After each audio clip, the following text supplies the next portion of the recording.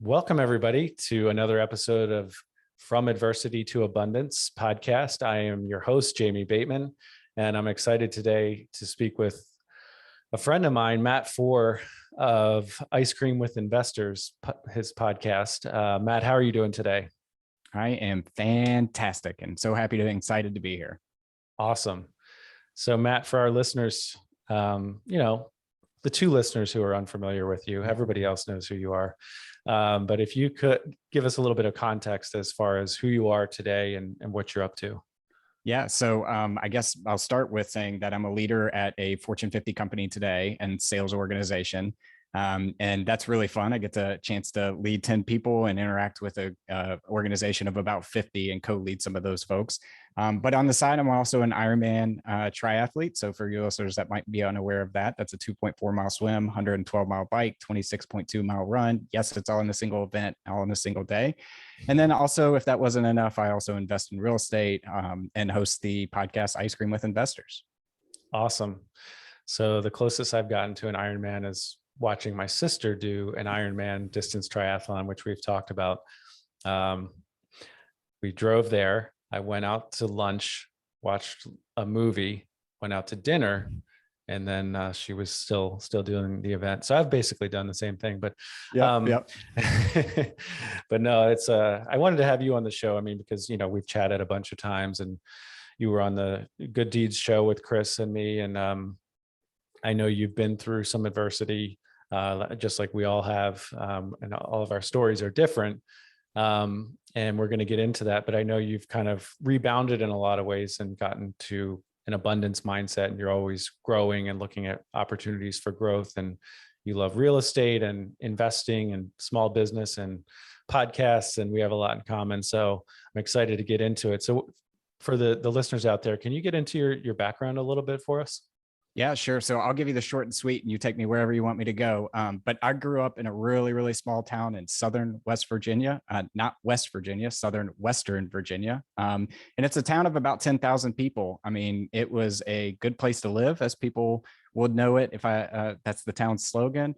But also it was really tough. I mean, it is a town that has been blasted over by globalization. There was a big coal mining community in that area. And as we have continue to find different alternative sources of energy, it has definitely just been left behind in globalization. So I was very fortunate to grow up in that environment and with two parents that absolutely loved me, but it also showed me what the other side of life is like. Beyond that, I grew up dyslexic and I am a twin. And my twin brother was valedictorian. He was valedictorian of his law school at University of Michigan. He's been a part of a couple Supreme Court cases at this point in his career. So when you grow up dyslexic and that's who your twin brother is, it also put like a little bit of context over how unfortunate I felt being dyslexic. But also I had a sister that was mentally disabled as well. So I'm sure we'll get into this part of the story. She tragically passed 3.5 years ago now at this point. But I was very fortunate to have a family that loved me and kind of moved over to Knoxville and went to the University of Tennessee after that, and then started at my W-2 job in Nashville, Tennessee back in 2009. The rest, they say, is history. Yeah, I don't know if I knew some of that. That's interesting. I didn't know that about your brother.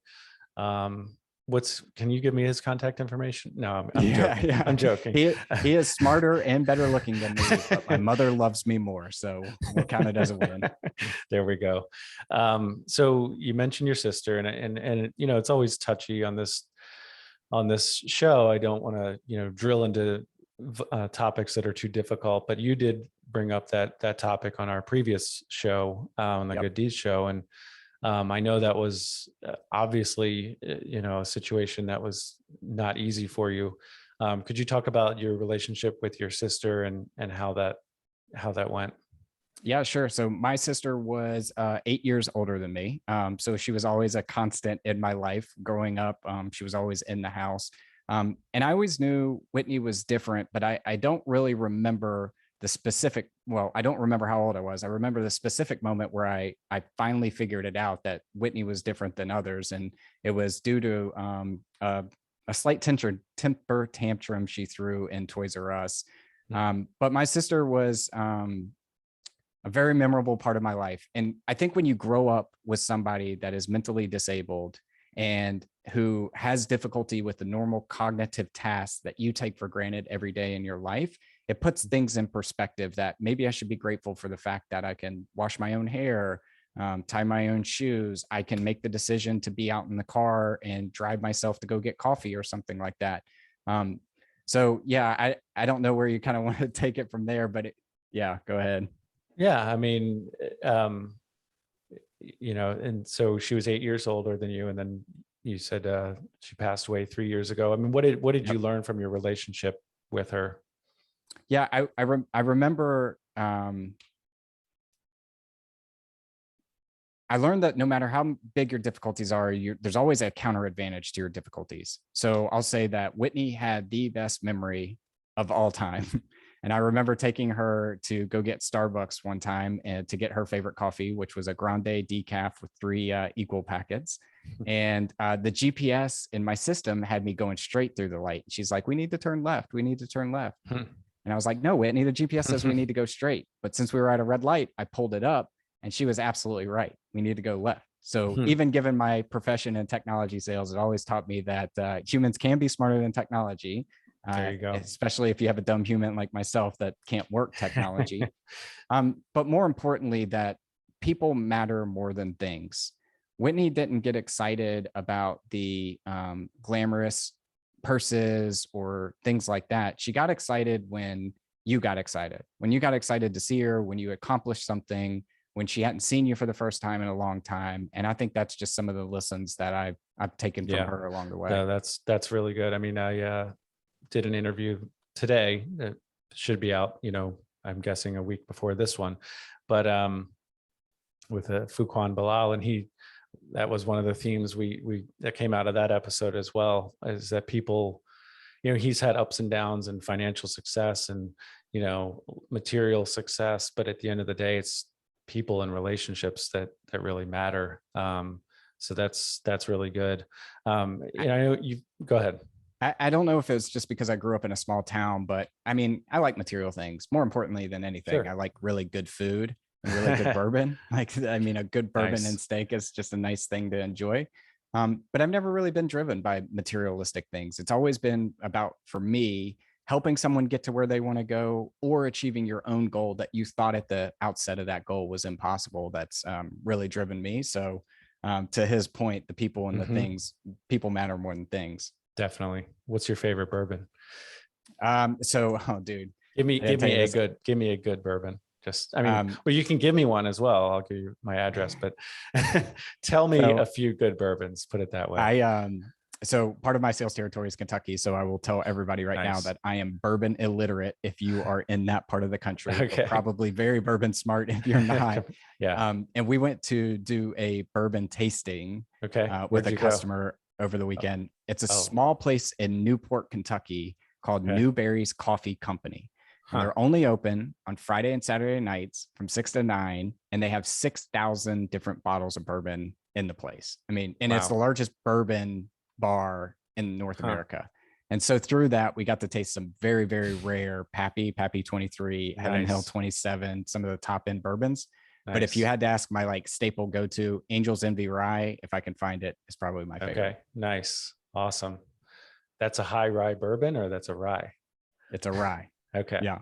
All right. Just making sure. We did the Kentucky Bourbon Trail a few years ago for my sister's birthday. That was really fun. And I've learned a little bit over the last 5 or 6 years myself, but it's getting expensive. It's getting expensive though.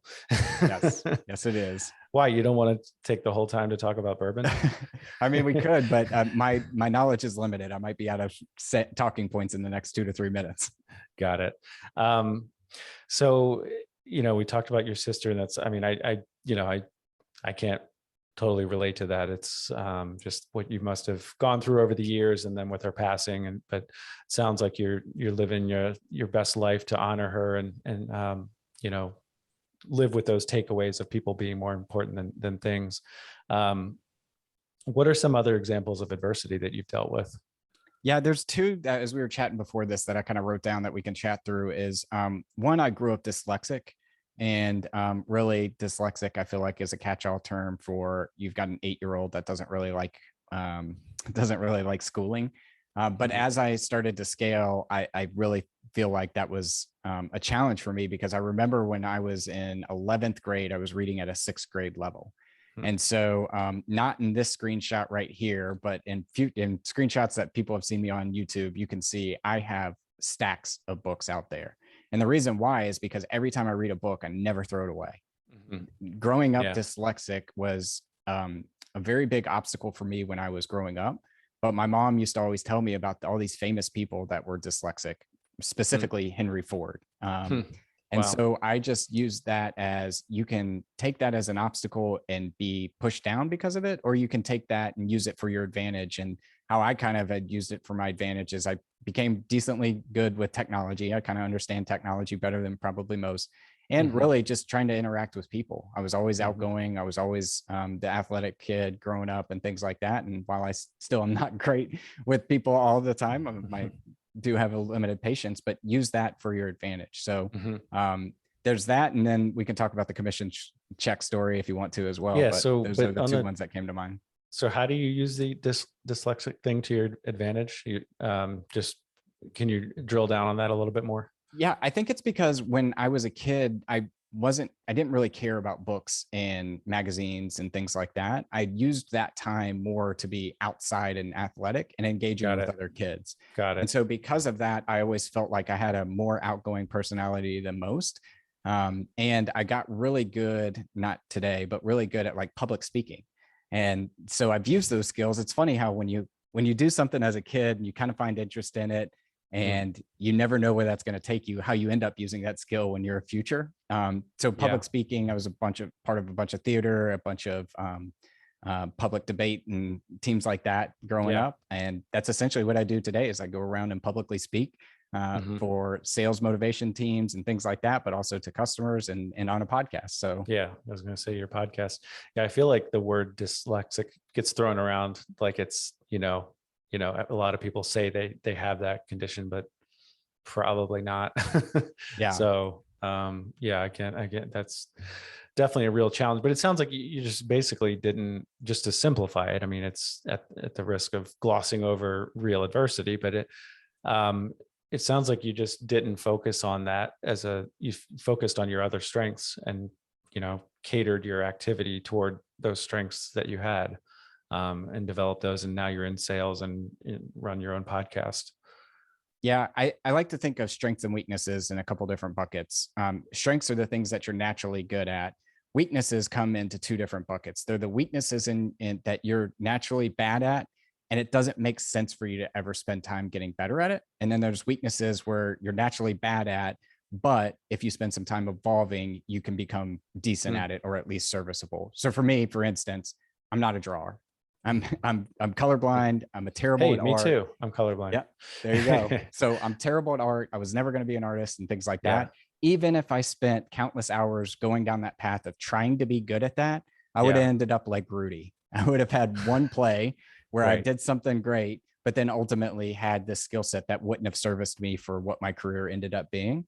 Where reading, I feel like, is something where I'm still a very slow reader. I mean, it takes me a very long time to get through a book or a PDF or something like that. And that's maybe why I listen to a ton of podcasts and videos versus reading. And there's some advantages and disadvantages there. But it made sense for me at the age of 21, 22 is when I really started becoming a reader to get good at that skill, because that is something that helps me mentally process, critical think, and everything is done in written form. So if you don't know how to read or can't quickly analyze something based off of written form, then you're going to be stuck behind. That's really interesting. I don't think I've heard that before, as far as, because I do actually run into that myself, as far as, Tim Ferriss and the 4-Hour Work Week. It's like, I don't actually think I read the book, to be fair to Tim, when he listens to this. Sorry, Tim. But, it's like, do you, I think that the general theme is that you shouldn't focus on getting better, just focus on your strengths and only focus on what you enjoy doing, what you're good at. But I've always struggled with that because, why not improve on some of your weaknesses? That's really interesting, that you divide the weaknesses into two different buckets. And decide which ones you're going to focus on as far as improving and which ones you're going to, hey, just let go. It's okay. Yep. There's things that you need to outsource, and there's things you at least need to understand at a high level or have some kind of competency in if it's a weakness. Now to the other one that you mentioned on our Good Deeds show, I think early on in that episode, your commission check. Let's talk about that. Yeah. So I want to clarify before I tell the story that this is not the company I work for today. So quick disclaimer. If you find me on LinkedIn, this is not the company I work for today, but I worked at a previous technology company where we were a part of a huge net new acquisition account. And it was a $10 million deal. And I did some quick math because being dyslexic, I'm a little bit better with numbers than I am with words.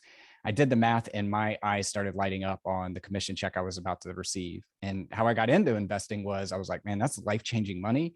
I can't have that sitting in a checking account somewhere because if I do, then I'll just end up spending it. So I went down the path of figuring out like what investments I could do in. I looked at whole life insurance policies. I looked at annuities. I looked at stocks, and I ultimately landed on real estate. But then I got that fateful call the week of Christmas from my VP that said you weren't going to get this commission check. Instead, I was going to get paid 2 cents on the dollar. And I've never publicly said the number, but it is a life-changing amount of money. And so I asked at the time, I was like, well, wait a minute, what happened here? And they said, Matt, how much money have you made this year? And I told him, and he said, well, isn't that enough? And it was at that point that I realized if I wanted to achieve the goals that I wanted to achieve, if I wanted to give back abundantly to the causes that I care about, if I wanted to go pursue the activities that give me passion in life and things like that, then I was going to have to find a supplementary income that would at least offset this kind of incidents ever happen to me again. That is, yeah. Matt shared with me the number, so I'll put it in the show notes. No, I'm kidding. I'm kidding. But that is, yeah, I mean, that's so. And how long were you expecting that? Like, how was it 6 months that you were looking forward to that commission check? Oh, yeah. Like yeah. At least 6 months because we get paid on shipping and all that kind of stuff. So we had booked the deal, it had to ship. And then I knew it was going to go through some kind of exception policy because every big corporation says basically at any time they can change how much you get paid, change your quota, change your territories, all that kind of stuff. So I knew there was going to be an exception process on that. I just didn't expect the 2 cents on the dollar commission check. That is insane. And the fact that your boss, right, said that to you, that's nuts. I mean, it's just clearly saying we don't care about you as a human. So you're not saying they did anything illegal per se, but probably, I'll put words in your mouth, probably unethical, immoral, definitely not. It's not model behavior in my opinion. That's my opinion. Yeah. And look, we were chatting before where I grew up, even the amount of money that I was paid and commission was disappointing, but it was still a good deal of money. And I'm not upset with them. They made a decision that that money was worth more than my contribution. And I think that's okay. That was their business decision. At the end of the day, I drained them for resources, networks, people, skill sets. I took a bunch of trainings on their dime afterwards and things like that. So I think pain, when viewed in the right light, can be a motivator, and you should look at the things that you can balance out in the situation. And maybe that's the theme of this podcast is when you have some kind of a issue that happens to you, look at some other form that you can at least salvage it and get some goodness out of it. Yeah. So the reason you were getting into looking at alternative investments like real estate was you were going to get a good chunk of change, we'll say. But that didn't happen. So then did you immediately say, well, I don't need to do anything in real estate? Or how did you move forward mentally and with action? Yeah, that train was far past after I decided to get the news. So I was already looking at properties. I had done a bunch of podcasts and a bunch of reading and figuring out what I wanted to do. So I actually 4 months after that instance made my first down payment on a real estate property. Nice. And the down payment on that was a $210,000 home. So it was $42,000. I think I only put 20, not 25% down. And I remember during that time, a lot of folks saying like, well, aren't you worried? Aren't you worried about 2008? Aren't you worried about losing it all? What if the tenant calls you in the middle of the night? All that sort of stuff. And, as I've joked about in the past, $42,000 is about the cost of an MBA at a public school these days. So I figured, hey, if I lost all that money, which I don't think you'll ever, real estate will never go to zero. So I didn't think I was going to lose all of that money. But I think when I thought about it in that lens, it's like, okay, well, I will learn a lot more about how to buy a property, how to evaluate a property, how to run a property, how to manage it, all the different things that go into it. And that is at least as good worthy as an MBA. Sure. So then so that was 4 months after the basically non-existent commission check. How were you viewing that non-existent commission check at that point and going forward? Yeah, I'm still a little upset. To say that I'm not bitter about it would be a lie. I wish I was a big enough person that said I've forgive and forgot, right? But I'm not.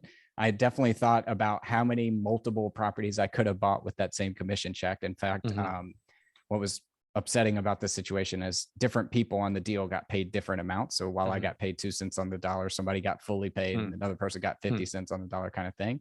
And I know that person ended up going out there and buying 2 different apartment complexes with that money. So wow, I've definitely thought about that in the past, but hey, ultimately, one of the books I remember reading when I was a kid in 7th grade was a How to Invest in the Stock Market book. And I remember finishing the book. It was the only book I ever read in middle school. Might have been the only book I read until I got to college kind of thing. And I found that very interesting. So it's kind of interesting to look back at your life and say, hey, this interest that I had as a kid investing, now that I'm an adult and can go do some of this stuff, how it scratches an itch and how I'm actually more interested in that. So I view it as a positive that it led me down this rabbit hole that I'm currently on.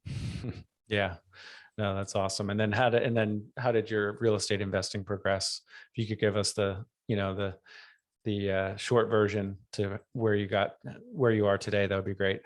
Yeah, I'm not sure when this will air, but today I'm invested in 550 units across the Southeast, and part of your real estate note fund and part of a couple of different fix and flip funds as well. So I lend out private capital to folks that want to go out there and fix and flip, and then hypothecation of a note. So what I found interesting about the real estate space is when I first got into it, I thought it was buy and hold a property or buy it and then fix it up and flip it.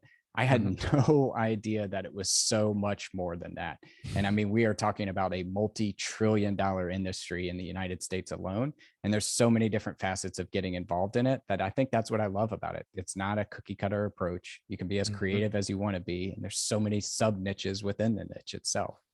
Yeah. And I love that you can do, someone like you're not a full-time real estate investor. You do well at your W-2 job and you enjoy that job, and but you're able to do it passively, or at least as a side hustle kind of thing. I say that almost every podcast episode that I'm on, is that I just love that it's not a one size fits all. You can fit real estate investing, note investing, or even just small business in general. You can fit it into your lifestyle, and it can, there's so many ways to approach it. And what you're doing right now it's going to look drastically different in 10 years, for both of us. So I love that part of it as well. 100%. And one of the things, to your point about investing passively and things like that, is I think once you figure out the money problem in your life, you can start living intentionally. And what I mean by that is, by the age of 31, I was quote unquote financially free, which, just as a simple definition, meant that I could pay for my bills and eat ramen noodles and never take a vacation for the rest of my life. That's not personally the life I choose to live, but certainly at the age of 31, solving the money problem helped me be more intentionally with the things that I wanted to do. For instance, started taking money out of my paycheck to make sure that the organization that took care of my sister was receiving some of my benefits that I got throughout my life from having her in it. For instance, being more intentional, like having podcasts and getting to have interesting conversations with interesting people and grow my network. I wouldn't have been able to do that. But also, I think it's like showing up intentionally for your spouse, your kids, and at work. I mean, I think all of us have been put in a situation where we felt a little compromised at a work situation. How do you react in that situation when you have to have that to have the money coming in to survive, versus how would you react to that knowing that if the decision you made left you without a job, you would at least be financially safe to have a roof over your head and food on the table. And I tell the story all the time. In 2020, in March of 2020, when my equity portfolio was down 45%, and I was watching folks that I had known for years get laid off, both inside and outside of organizations that I was a part of. I wouldn't say I wasn't nervous, but at the end of the day, I was able to sleep at night because I knew that my home, I had enough money coming in from my investments to have a home over my head and food on the table. Yeah, that's great. About how much time do you spend per week on your investment stuff? Not your podcast, but your investments. Less than an hour. That's awesome. Yeah, I mean, it is not a ton at all. That's awesome. The hardest part is doing the books. Yeah. Oh, I'm staring at folders of books right now that my bookkeeping. Yep. Yeah. It's not my favorite thing. But if you're making money, it can be a little more exciting, at least. Yep. All right. Well, as we start to wrap up here, are there any other instances of adversity you wanted to talk about? We could go into a whole bunch of them around Ironman. And we were joking before the podcast, and let me just phrase that I think everybody's adversity is different. Yeah, right. For sure. To some of your guests on the show, I haven't had any adversity, and I'll be the first person to say that. I mean, the fact that I was born in America meant that I had the odds stacked in my favor. So I just want to phrase that. But because of that, I got really interested in Ironmans because I wanted to find a way to proactively find my limits and test myself and to push myself out there. And I like to tell people, when I tell them Ironman, they're like, oh my gosh, I could never do that. How long have you been doing that? What's your time? All that kind of stuff. And I'm like, look, the longer I do this and the faster I get, it doesn't get easier. You just get faster. And I mean, I've been on several rides of 100 miles where I feel like I am in tip-top shape and the best shape of my life. And then you get towards the end of that ride and you're like, man, this stinks and I've got nothing left in the gas. I would encourage everyone out there to find little parts of their life that they can disrupt to make themselves mentally sharp and agile for those situations. And if you don't know one, I'll give you one right now. Try brushing your teeth with your left hand or your non-dominant hand. Try switching the mouse over your non-dominant hand. Try standing on one foot and brushing your teeth. Like, those little actions seem small, and in the grand scheme of the adversity of the guests that you have on your show are small, but they're situations and things that you can do that will better set yourself up to be resilient in those times of adversity when you have them.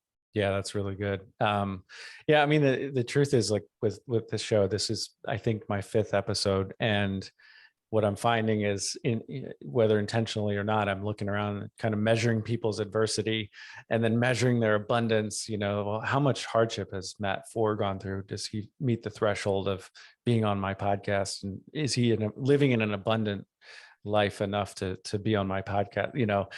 But it's, at the end of the day, it's like you said, we all go through adversity, and that's kind of the point of the show, is everyone is guaranteed to go through hardship, and everyone's story is going to be different. So yes, we will compare. It's human nature. And, we all have relative thinking. We think in a relative way, but just because you haven't been shot 5 times like Fuquan Bilal, that doesn't mean you haven't been through hardship.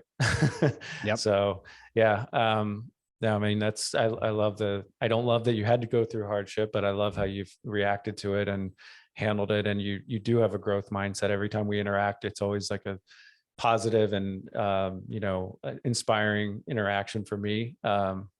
So I appreciate that. I'm just going to fire off a few quick questions for you, and we'll see where it goes, and then we'll wrap it up. Sounds good. If you could have coffee, now this is like your ice cream question, I think. If you could have coffee with any historical figure, who would you choose? I'm going to give you 3. Okay. Martin Luther King Jr., Nice. Nelson Mandela, and Dick Winters from Band of Brothers. Oh, nice. Okay. Awesome.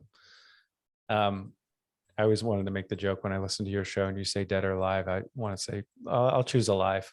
Yeah. I don't think a dead person would be great to have coffee with. You know who I didn't mention? Let me throw a 4th in there. And since my last name Fore, I get this opportunity to do that. Not historical, still alive. Dave Chappelle. Oh, I think nice. Dave Chappelle is wicked smart. the way he tells stories, the way he sets up a joke. Like, I'm just a student of comedy. I love how people communicate their art form. And I think he's the best in the business by far. Yeah. No, my wife and I enjoy his Netflix, whenever he has a show on there. And a man who had everything and out of principle said, I'm not going to do this anymore. And then came back on his own terms to still be at the top. Like, that's incredible. That's awesome. All right. If you were given $10 million tomorrow, what would you do with it? Make sure my parents are taken care of. I think they are at this age in their life, but you never know what could happen. And then I'm boring. I would probably invest it and then continue to work and do the things that I do. I would make sure that I invested it so where my basic needs were taken care of, but I would still work. All right, then I'm not going to give you 10 million. Up that to 100 million, and now we're talking. You have a different story. Yeah. All right. What's a book you would recommend for my audience? You already mentioned one, but any others that come to mind? I have a ton, but I'll recommend the one that's always sitting at my desk. It's The Last Lecture by Randy Pausch. And if you don't know the story, I'm going to just give a high level summary. When you're in academia and you retire, you give the last lecture. You give the things that you learned, you tell funny stories. And remember that time Jamie went to the women's bathroom instead of the men's because he was so drunk, like just stuff like that, right? Randy Pausch is giving his last lecture and he is 35 years old. And the reason why he's giving it is because he has pancreatic cancer and he's going to die in 8 months. And he starts out that story. And then he goes through and he's like, and you shouldn't be sad for me because everything I wanted to do in my life, I got a chance to achieve.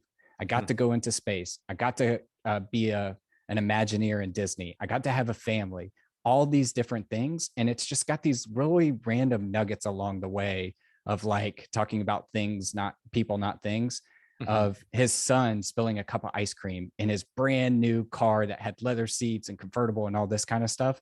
And he looked up and he saw his son with like just this scared look on his face. Like he knew he did something wrong. He knew he did something wrong and daddy was going to get mad. So all he did was turn his ice cream up and throw it on the seat as well to show him that it's okay. It's okay that we have nice things, but it's okay. Like you matter, your relationships matters more to me. So I would highly encourage The Last Lecture. And if you're not a reader, go watch the YouTube video of him actually giving the last lecture because it'll make you laugh, make you cry, and leave you inspired. Well, knowing you, I think you'd be more worried about the ice cream than anything else. That's good though. I'll have to check that out. What is one question I have not asked that you wish I had? I really like Tim Ferriss's, if you could put anything on a billboard, what would you put? Or the best piece of advice people received? Because I don't know, I just always find it interesting what people say when they have that question. What would you put on a billboard? I knew you were going to say that. So I almost stopped myself mid-sentence saying, maybe I shouldn't do this. Or best piece of advice, pick one. Or any, it doesn't have to be the best, but just another piece of advice. You've already given a ton. Yeah, I can't just give one. So I'm going to give two. One is empathy will be the skill that separates you in the future. And what I mean by that is when we all become technologically advanced, AI-driven world, machines are running us more than we're running machines, which I'm an optimistic. I don't think that's a scary thing. I think there's plenty of examples why. Empathy will separate you from a skill set, from a career, from a personal standpoint. So I encourage everyone to sit there and think, not what is this person saying, but why are they saying it? What's in their history to make them be where they are and saying that thing? And the second thing is the best piece of advice I've ever received in my career, which is meet people where they are. And I think what that means is physically, emotionally, intelligently, whatever it is, if somebody is at a different place than you are when you're trying to communicate with them, don't shout at them. Don't tell them they're wrong. Try to meet them where they are and then bring them wherever you're trying to bring them. So I guess, Emily, yes, I am listening to both of these pieces of advice. I know how to spell empathy, so that's a start. That's better than me because I'd have to right click it or throw it into Google. Oh gosh, no, that's good. Those go hand in hand, I think, very well. So, all right, sir, Matt, this has been great. Where can our listeners reach out to you? So you can go check me out at Ice Cream with Investors. I'm on all your favorite podcast apps, Google, Spotify, Stitcher, Apple. You can also find me on LinkedIn. I am Matt Fore, based in Nashville, Tennessee. You'll see my ugly mug up there. And then also check out the website. We're still building it out right now, but icecreamwithinvestors.com. That's a really, look, there aren't that many podcasts that I listen to. I listen to a lot of podcasts, but I skip episodes. I'm human, right? But I do listen to yours regularly. So there must be something about it that draws me in. I really, it's lighthearted, but there's a ton of really good information with, and you have a lot of different types of different angles of investing, and the human element is definitely there as well. So I really enjoy it, and I encourage our listeners to check it out. So thanks for coming on, Matt. I appreciate you joining us and spending your time with us today. Absolutely. We'll have to do it again. Absolutely. For the listeners out there, please go out and give us a rating and review. And we appreciate you spending your most valuable asset with us, your time. Thanks, everyone.